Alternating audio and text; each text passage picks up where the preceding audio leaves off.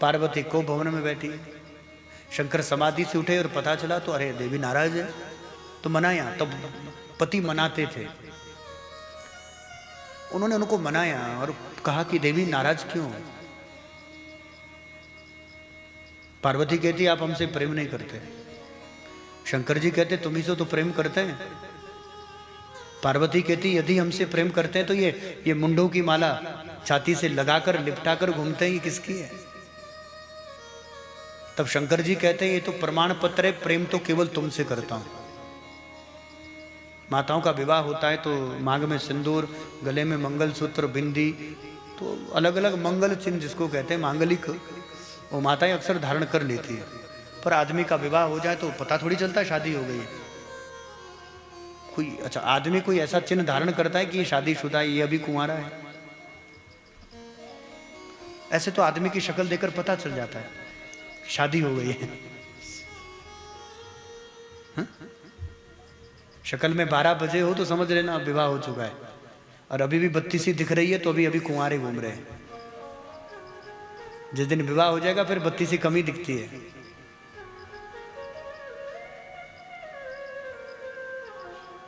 तो पार्वती कहती है कि ये हमारे मुंड कैसे हुए? कहते तुम्हारा जब जब अवतार होता है तब तब तुम अपना देह शरीर छोड़कर जाती हो तो तुम्हारे मुंड को माला में पिरोकर हम छाती में टांग के घूमते हैं। अब तो पार्वती ने और पीठ घुमा ली। पार्वती कहती प्रभु अब तो बिल्कुल नाराज है हमसे, आपसे हम। शंकर कहते अब हमसे क्यों नाराज? अच्छा एक चीज बताओ, हमारे 108 अवतार हो चुके हैं और आप एक बार भी नहीं मरे, तो ऐसी कौन सी अविनाशी होकर कौन सी अमृत बूटी पीकर आए हैं कि खाकर आए हैं कि तुम मरते ही नहीं हो? तो शंकर जी कहते हैं देवी हम अमर कथा सुनकर आए हैं। शंकर ने पार्वती को कथा सुनाई। कौन सी सुनाई? अमर कथा। लेकिन वो अमर कथा है कौन सी उसका पता आज तक नहीं चला।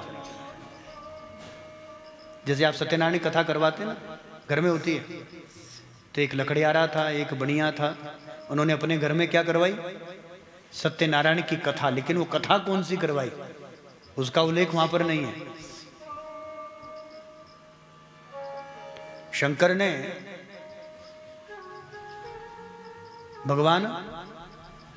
शंकर ने पार्वती को अमर कथा तो सुनाई बंधुओं, लेकिन वो अमर कथा है कौन सी? तो ये श्रीमद् भागवत कथा ही तो अमर कथा है।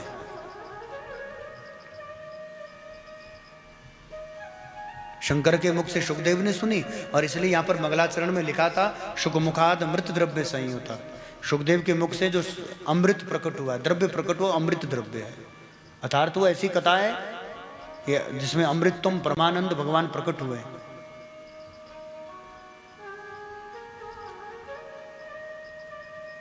परमात्मा अमृत स्वरूप है और हम लोग अमृतस्य पुत्र है।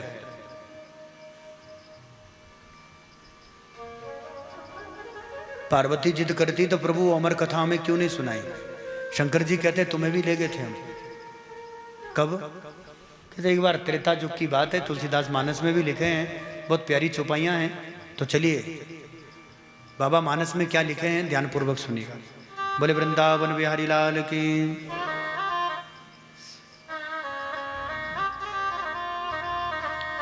कि एक बार त्रेता जुग माही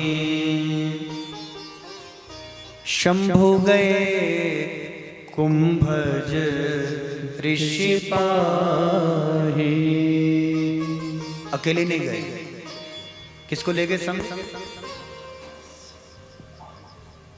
संग सती जगा जानामि भवानी पूजहि मुनि अखिलेश्वर जानी। संग सती जग जननी भवानी। हे भवानी तुम थी, जगत की जननी सती बनकर तुम संग गई थी, पर कथा में भी बैठकर तुम सो गई।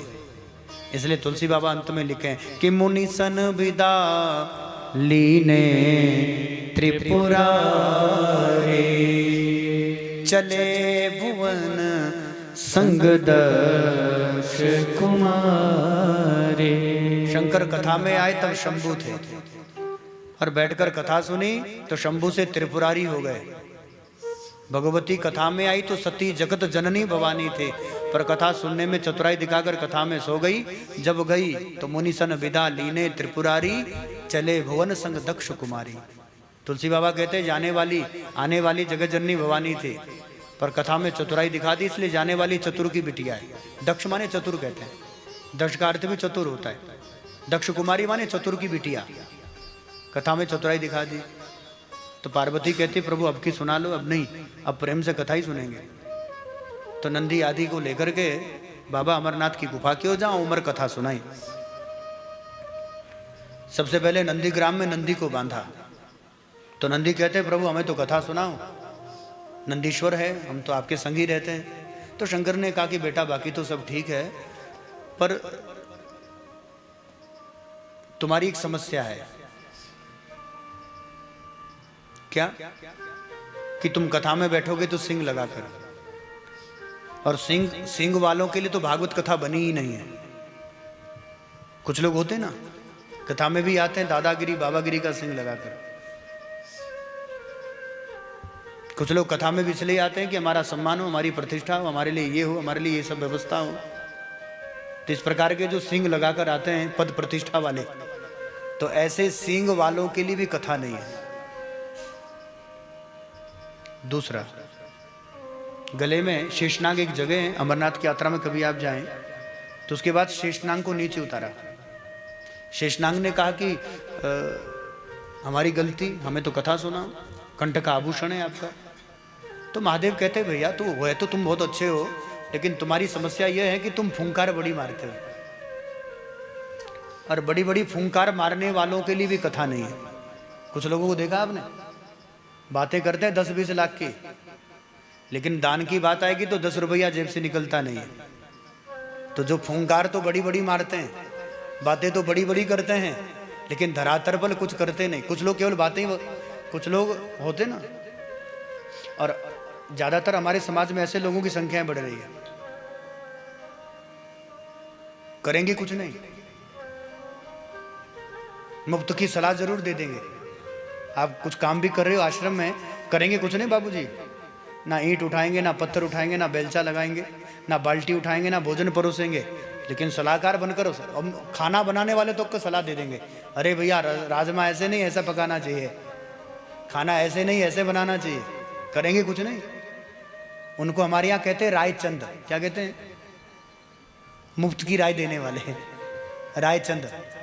और हमारे यहाँ रायचंदों की तो कमी नहीं है, कितनी मर्जी सलाह ले लो। और ये लोग ऐसी जगह जरूर राय देते हैं, और ऐसी जगह वही ज़्यादा राय देते हैं जिनकी घर में घरवाली भी मानती नहीं है, और घर में तो चलती नहीं है। फिर कई लोग ऐसे हैं जो ऐसी जगह ज़्यादा चलाते हैं कि कम से कम यहाँ तो चले।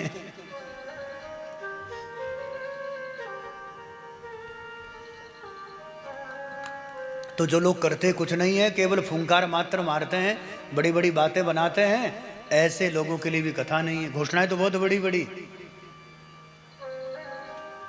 चंद्रमा को नीचे उतारा है महाराज जी, जिस जगह रखा वो चंदनबाड़ी। चंद्रमा ने कहा हम तो द्विज के चंद्रमा हैं, आपके ललाट पर सुशोभित होते हैं, आप चंद्रमौली चंद्रशेखर होकर विराजमान। तो प्रभु हमें तो कथा सुना। शंकर जी कहते तुम हो तो अच्छे, लेकिन तुम्हारी समस्या है कि तुम्हें सर पर बैठने की आदत हो गई है। कुछ लोग ऐसे होते हैं जो सर पर ही जाकर बैठ जाते हैं। थोड़ी प्रेम से बात क्या कर ली कि पता चला वो गुरुजी के सर पर बैठकर कीर्तन कर रहे हैं। वो चाहते हैं बस गुरुजी हमें अपने सर पर ही बिठा कर रखें। तो कुछ ऐसे लोग हैं जिन्हें सर पर बैठने की आदत हो गई है। और भगवान शंकर कहते हैं चंद्रमा तुम्हारी समस्या यही है कि तुम्हें भी सर पर चढ़कर बैठने की आदत हो गई है, और जिन्हें सर पर बैठने की आदत है उनके लिए भी कथा नहीं है। इसलिए चंद्रमा को भी नीचे उतार दिया। बोले वृंदावन बिहारी लाल की, शंकर भगवान की। अब क्या बचा? शंकर जी के पास क्या क्या है? मोबाइल फोन बंद कर दें, जिनके पास भी, ऐसे तो यहाँ नेटवर्क आता नहीं है, किसी का धोखे से आ रहा हो तो साइलेंट कर लें। और सबसे अच्छा तरीका बताता हूँ, हवाई जहाज पर चढ़ा दो। एयरप्लेन मोड आता है ना एक, मोबाइल को हवाई जहाज पर रख दो, वहाँ चढ़ गया, फिर झंझटी कोई नहीं। फिर आराम से 3-4 घंटे कथा सुनो। बोले वृंदावन बिहारी लाल की जय।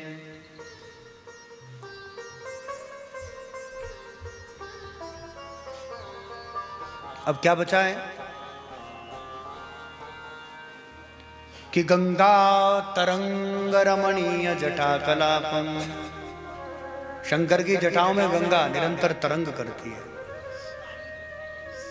तो सबसे ऊपर सबसे बाद में बुठिया तो भाई चुपी है, बजाय खर्चा कर रहा। तो गंगा को जिस समय उतारा, तो गंगा को क्यों उतारा?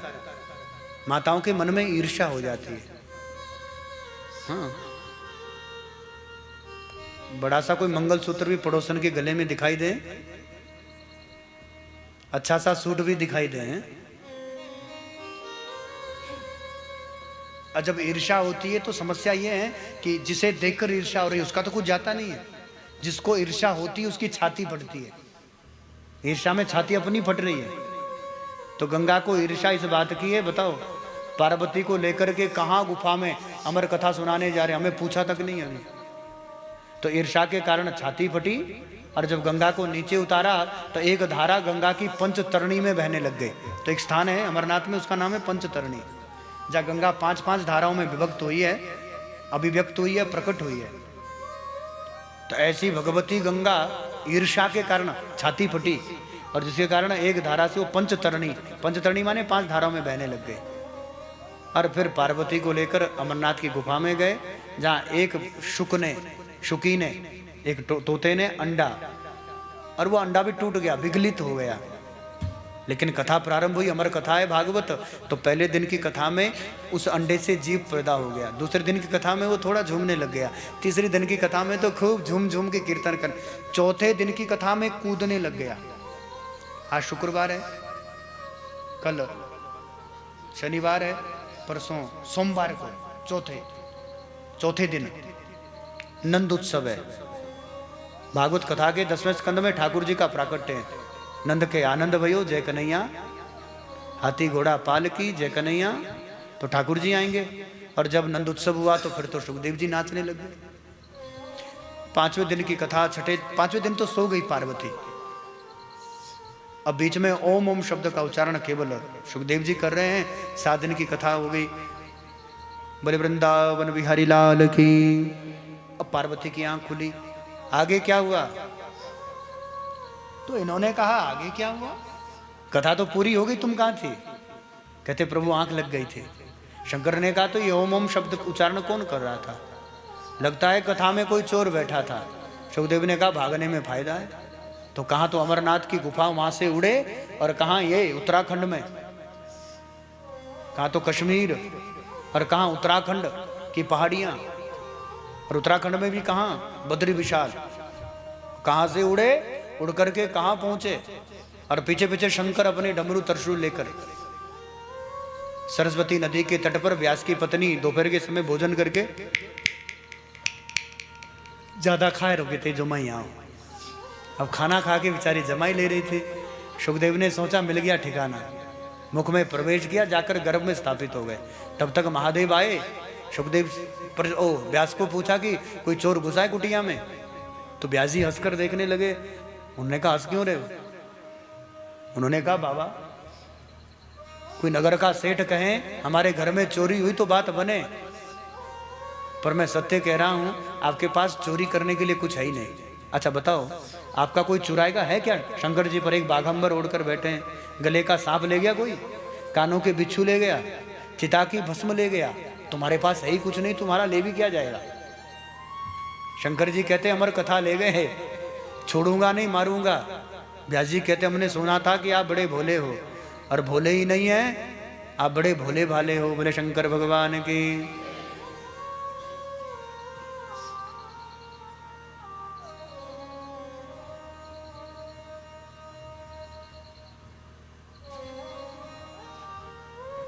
हमने सुना था आप बड़े भोले भाले हो, लेकिन अब तक तो सुना था, अब तो पता भी चल गया कि आप सच में ही भोले भी और भाले भी हो।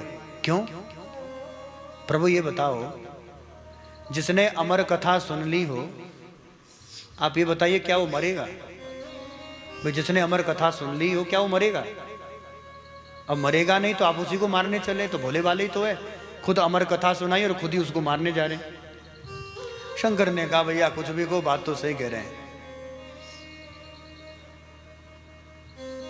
बाबा ने अपना डमरू उठाया, त्रिशूल उठाया और ऐसा डमरू बजाया कि पूरा कैलाश मगन होकर बाबा तो सीधे कैलाश की ओर चले।